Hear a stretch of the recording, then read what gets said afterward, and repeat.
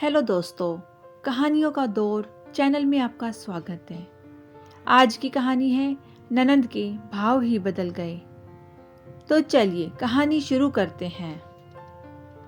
आज सुधा अपनी ननंद के घर 10 सालों के बाद पहुंचने वाली थी। वो बहुत छोटे से गांव से थी।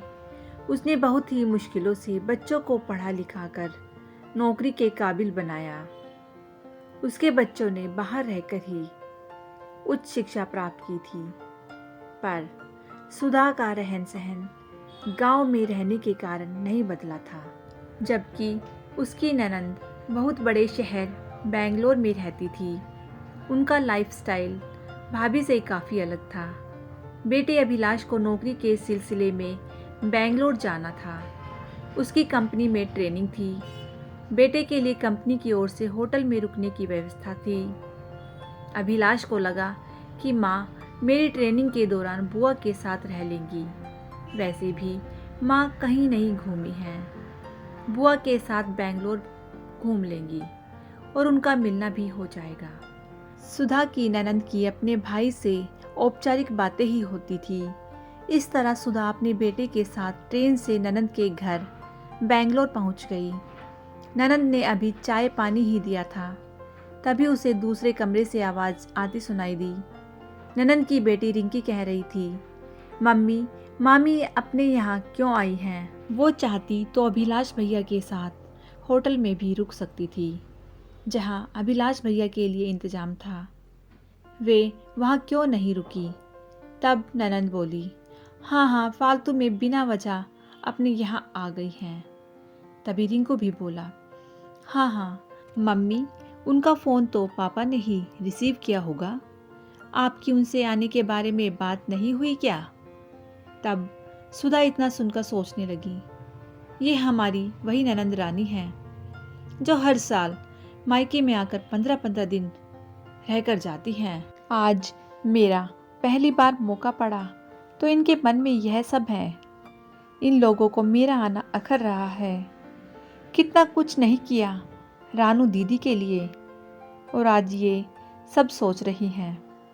उनका रिंकू और रिंकी की डिलीवरी के बाद आकर आराम करना, मायके में ठस्से से रहना, और आज वह जब मायके में होती तो मैं उनके मन का कितना कुछ बना बना कर खिलाती थी।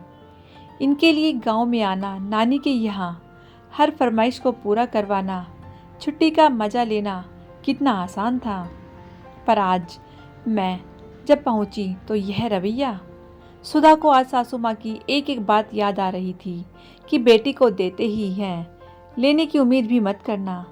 पर इनका मेरे बच्चों को कुछ देना तो दूर, इनको तो हमसे थोड़ा प्यार भी नहीं है। मैंने तो हमेशा फ़र्ज निभाए हैं, पर सासू माँ ने अपनी बेटी को कोई नसीहत नहीं दी। प्रेम और विश्वास से ही आपसी रिश्ता चलता है। पर सुधा समझ चुकी थी। इतना सुनते ही वह बैठक में बैठ गई।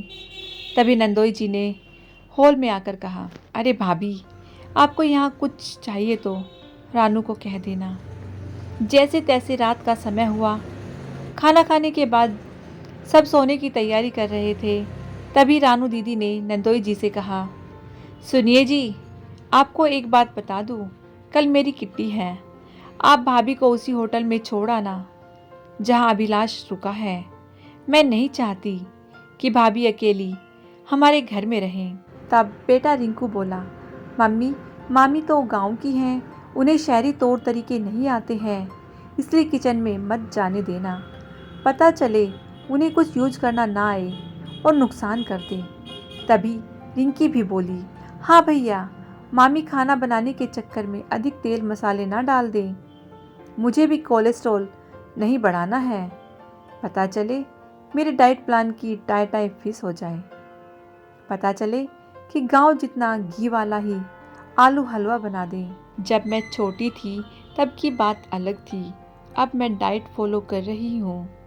माँ, आप ही कल का खाना बनाने लगना। तभी रानू अपने पति से बोली, हाँ जी, आप समझ गए ना, कल भाभी को आप खाने के बाद होटल छोड़ आना। बाकी मैं अपनी भाभी से बात कर लूँगी। अब तो इतना सुनने के बाद सुधा को चैन नहीं पड़ रहा था।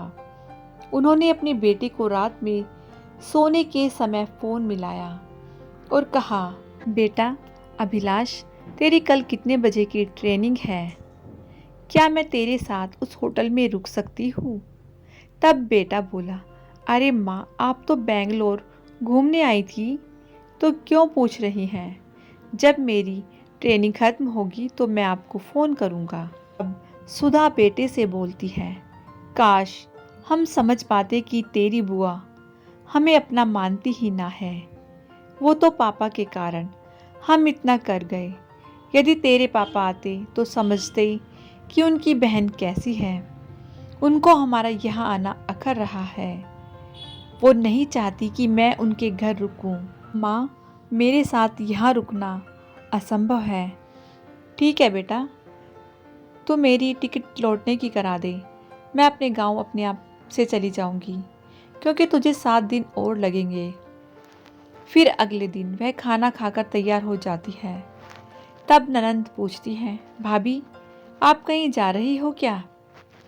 उसके बाद वह अपनी ननंद से कहती है, दीदी आपको मेरा यहाँ आना अच्छा ना लगा? मैंने आप लोगों की कल बात सुनी और लगा कि मैं फालतू ही अपना समझकर आपके पास चली आई। मैंने सोचा था कि मेरा आपसे मिलना भी हो जाएगा और यहाँ इतने बड़े बेंगलोर में घूमना भी हो जाएगा। पर हमें कहाँ पता था कि आप तो हमें अपना मानती ही नहीं हैं। मेरे प्रति अपनापन ही ना है। आपको हमारी वजह से कोई परेशानी नहीं होगी। इस बार ना सही, अब मेरा बेटा ही अगली बार घुमा देगा। वो तो आप लोग कहती थी कि मेरा बेंगलोर ऐसा है वैसा है। बस बेंगलोर घूमने की हसरत मन में हो गई, इसलिए सोचा आप लोग मेरे अपने हैं, आपके साथ घूम लूँगी। पर मेरे समझने में ही गलती हो गई। पर आपकी सोच और दिल बहुत ही छोटा है। काश तेरे भैया तुझे समझ पाते तो वो मुझे कभी ना भेजते।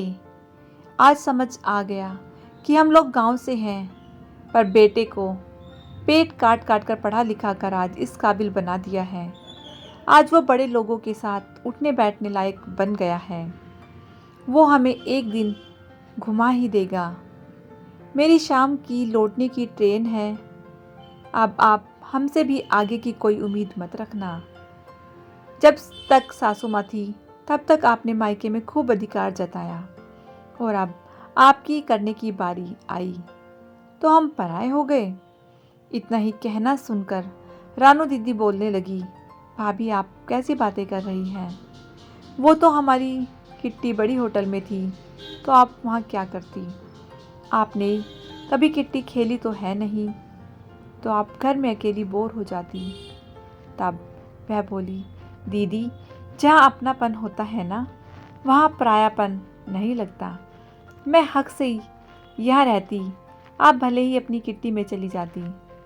आप हमेशा मायके आती रही, आपने वहाँ जन्म लिया, तो वो घर हमने आपको पराया ना लगने दिया। पर आज यहाँ आकर समझ आ गया कि आप तो हमें अपना मानती ही नहीं हैं। अगर मैं कानों से ना सुनती तो विश्वास ही नहीं होता। खैर अच्छा हुआ जो हुआ।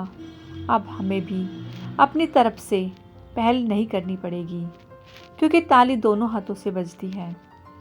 आपके भाई को भी पता चले कि आपकी हमारे प्रति कैसी सोच है। तब रानू दीदी ने कहा, नहीं भाभी आप रुको ना, मैं आपको जाने ना दूंगी। तब सुधा भाभी ने कहा, दीदी औपचारिक होने की कोई ज़रूरत नहीं है। जो कहना था वो आप और आपके बच्चों के मुंह से काफ़ी सुन चुकी हूँ। आखिर आपकी हिम्मत कैसे हुई जीजा जी से कहने की कि मुझे अभिलाष के साथ होटल भेज देने की? मैं सब सुन चुकी हूँ, अब हमसे रुका ना जाएगा। दीदी माना कि आपके पास पैसा बहुत है, पर दिल बहुत ही छोटा है। देखना पैसा ही हर समय काम नहीं आता। एक दिन देखना आपको रिश्तों की भी कद्र होगी। हमारे पास भी भगवान की दया से सब कुछ है। हमारे बच्चों ने साथ दिया, तो शहरी तौर तरीका हमें भी आ ही जाएगा। इस तरह वह बेंगलोर में घूमने की इच्छा लिए ही गांव लौट गई और ननद ने कुछ नहीं किया। इस तरह कैसे मायके में हक जमाने वाली ननद ने भाभी के 1-2 दिन रहने पर ही उसे पराया कर दिया। दोस्तों, अपने खास रिश्तों को सहेजने की आवश्यकता होती है, क्योंकि बुरे और अच्छे वक्त में अपने ही अपनों के काम आते हैं। क्योंकि हमारे अपनों का हमारे साथ होने से दुख कम हो जाता है और खुशियाँ कई गुना बढ़ जाती हैं। पर आपसी रिश्तों में जहाँ प्यार, विश्वास और अपनापन ना हो, तो वहीं उनको ख़त्म कर देना चाहिए। रिश्ते एक तरफा चलाने से नहीं चलते हैं। दोस्तों, आपको ये कहानी कैसी लगी मुझे कमेंट करके ज़रूर बताएं। यदि कहानी अच्छी लगी हो तो कहानी को लाइक कीजिएगा, शेयर कीजिएगा और यदि मेरे चैनल पर नए हैं तो चैनल को सब्सक्राइब करना बिल्कुल ना भूलिएगा। कहानी सुनने के लिए बहुत बहुत धन्यवाद।